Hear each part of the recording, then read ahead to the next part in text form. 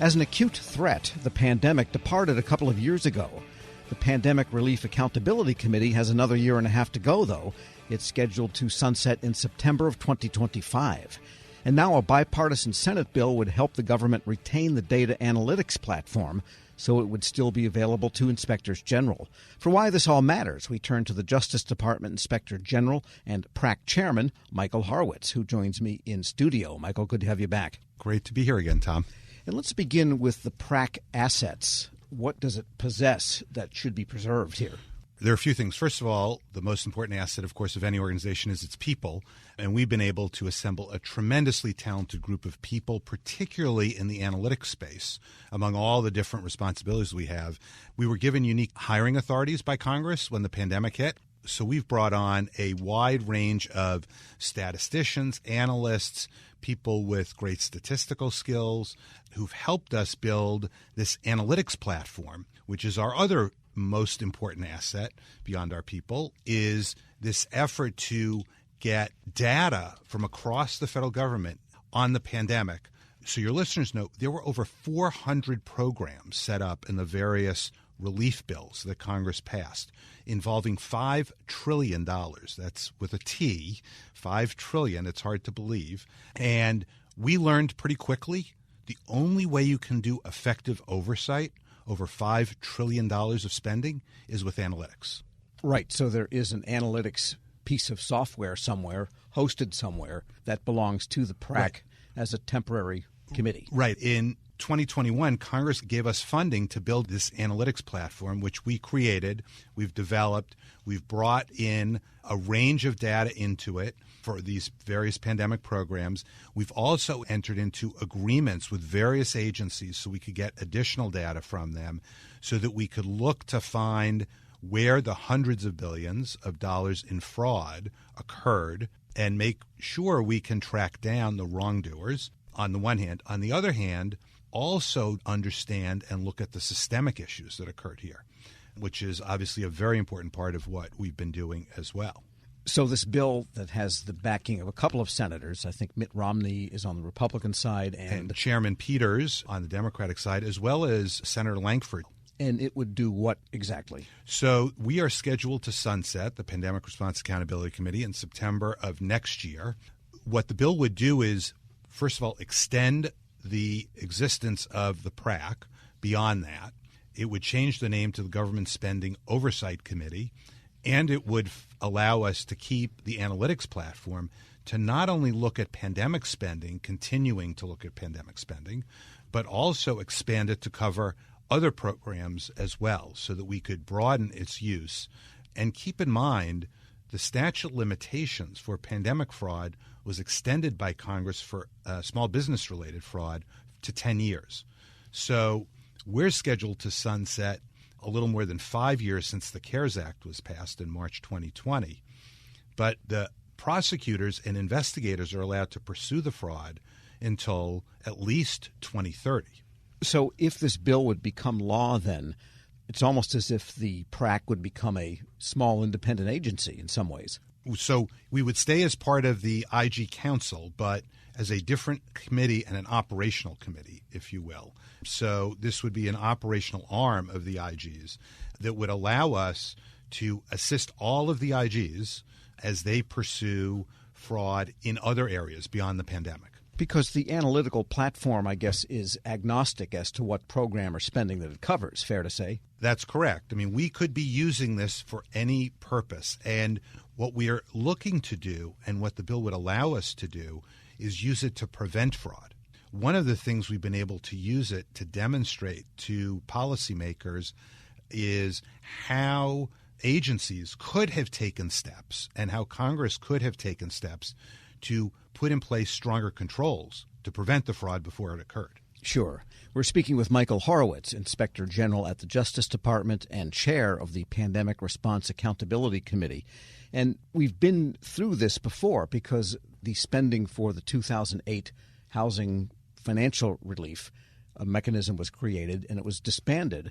And I believe early on PRAC said, I wish we had what they had built in 2008. Right. So in some ways, it sounds like this is an effort to prevent that from happening. That's exactly right, Tom. When I became chair of the current committee, one of the first things I did was reach back out to the folks who ran the Recovery and Accountability Transparency Board, which was created to oversee the funding during the financial crisis in 2008-9 going forward. One of the things they built was something called the ROC, the Recovery Operations Center, an analytics platform that was tremendously valuable. When I became an Inspector General in 2012, I was on this recovery board, and I saw it work. Well, when 2015 came around and the recovery board was scheduled to sunset, just like we're scheduled to sunset, we, as IGs, the Comptroller General, Gene Dodaro, went to Congress and said, and to the administration and said, you should keep this analytics platform. In fact, GAO has a report out there in 2015 your readers can find on GAO's website that lays out the case for it. Unfortunately, neither the administration nor Congress did that. Fast forward 5 years later, the pandemic hits. We don't have an analytics platform. And Congress has to invest $40 million in 2021 to have us rebuild it. Only the memory of Earl Devaney to try to inspire you, but not the money or the platform. Right. Or you had the money, but not the platform. Not only the memory of Earl, I had a chance to talk to Earl about it. He gave me the download on what worked and how it worked.